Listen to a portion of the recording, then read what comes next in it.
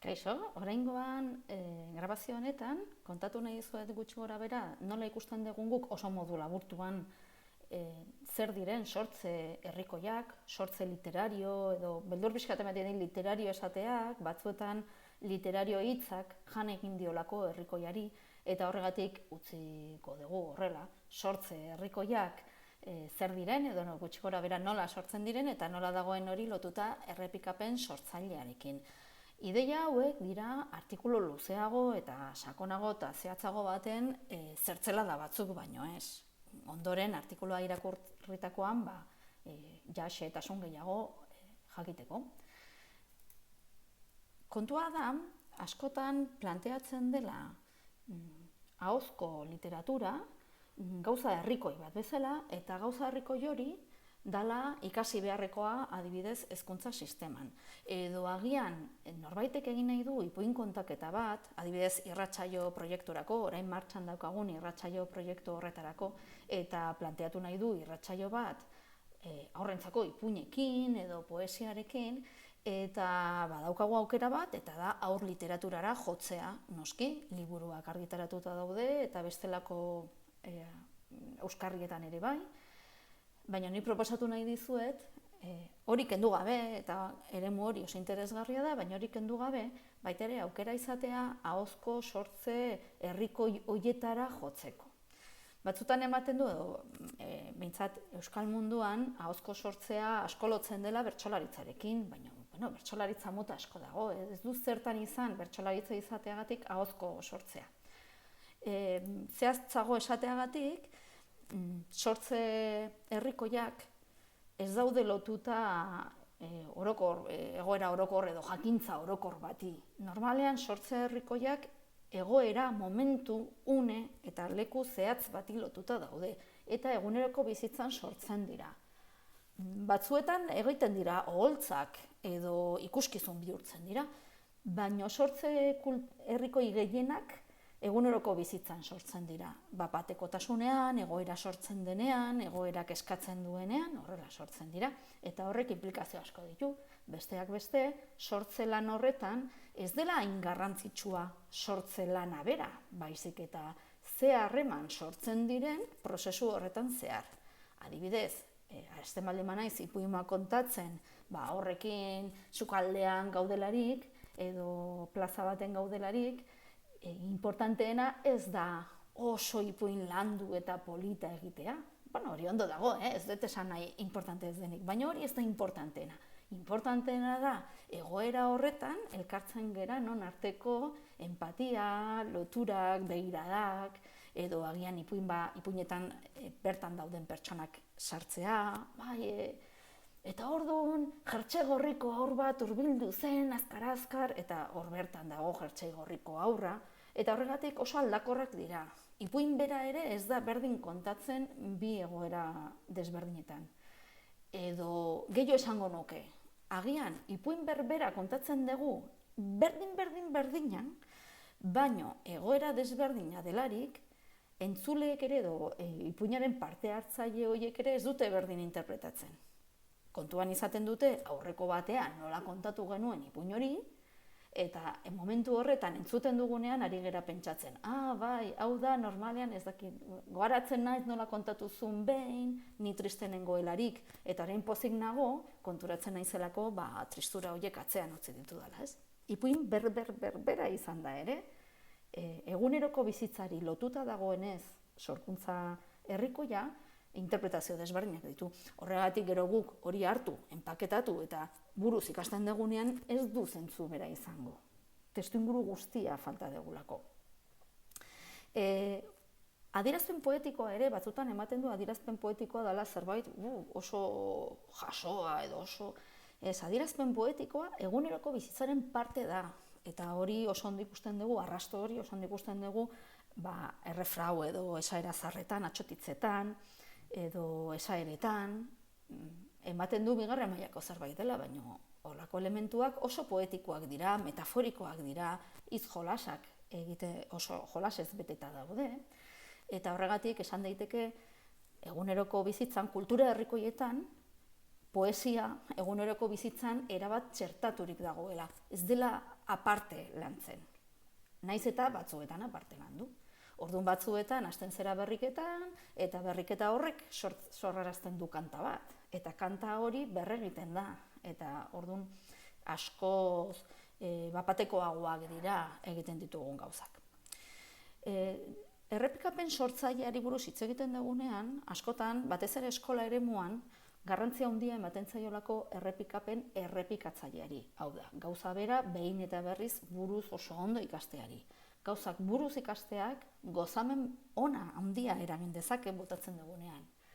Kanta bat edo poesia bat dakigunean eta esaten dugunean, poza ematen dugu, gustora esaten dugu. Ez baldin bada azterketa bat, noski, ez baldin gaude behartuak edo ez bagera ebaluatuak horregatik.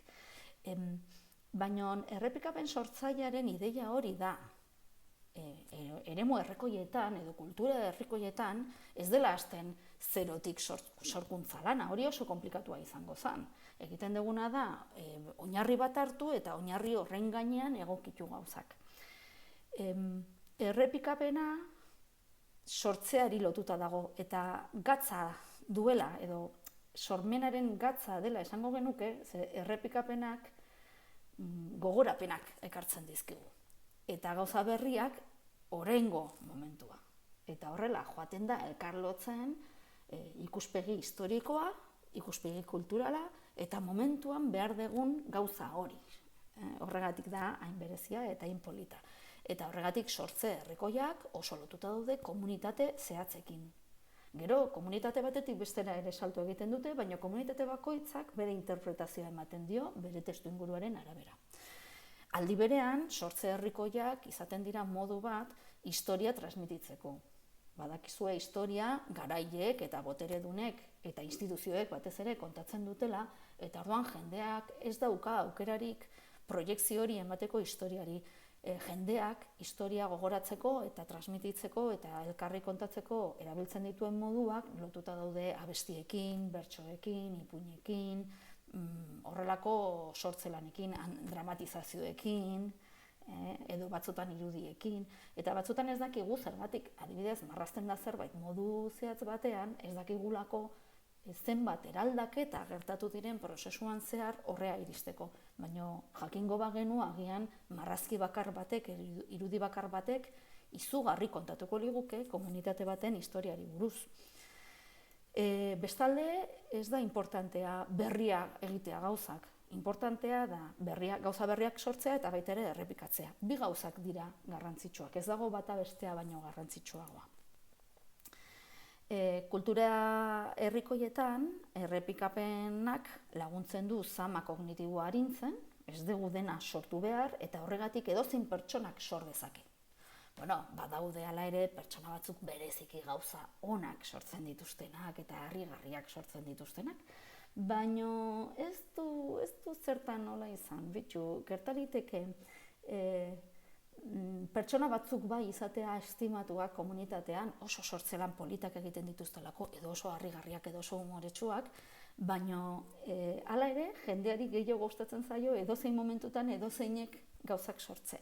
Naiz eta ez izan hain ederrak edo hain puruak. Kritika gisa esan dezakegu, askotan literaturaren eremuan dabiltzan ikertzaileek jendeari lapurtzen dizkiotela historiak, ez? Perrault edo Grimanaiak, herriz herri mugitzen ziren historiak hartzen, baino gero sinadura bat jartzen dute. Baina berez sortze herrikoiek ez daukate jaberik. Komunak dira, ez dago inor jabe izango dena. Naiz eta agian nik asmatu dudan, baina horrek ez daka bestelako garrantzirik. Hau dena esan da, hitz gutxitan esateko, esan dezakegu, sortze herrikoiak, sortze kultural herrikoiak, konplexutasunaren adierazle direla. Azken batean, konplexutasunaren teoriak eta, konplexutasunaren eta kaosaren teoriak planteatzen digu mundua imperfektoa dela, osagabea dela, zehazgabea dela, aldakorra dela, ziurgabea dela, eta hori da, hain zuzen, sortze herrikoiek dituzten ezaugarrien bilduma. Horregatik, esan dezakegu, sortze herrikoiak konplexutasunaren adierazle direla. Eta horri esker, Imperfekzio horri esker eta zehazgabetasun horri esker, edozeinek sor ditzake, edozeinek molda ditzake, ez da beharrezkoa aditu izatea edo artista izatea, eta gainera, modu horretara, gaudenak, edo hor sortze momentu horretan, gaudenok edo historian zehar sortze momentu horietan elkartu geranok edo topatu geranok, deituak sentitzen gera. Sortze herrikoiek modu empatikoan konektatzen dute gurekin. Eta hori oso baliotsua da. Bueno, gehiago jakin nahi baldin badezue, errepikapen sortzaileaz, konplexutasunaren teoriaren inguruan, baita ere aurrekin eta gazteekin nola landu irakurketa edo idazketa prozesuak, edo hainbat esperientzia, eskoletan eta eskoletetik kanpo eta komunitarioak, sakontzeko, hortxe liburua, Trabajando la lengua desde una perspectiva dialektika.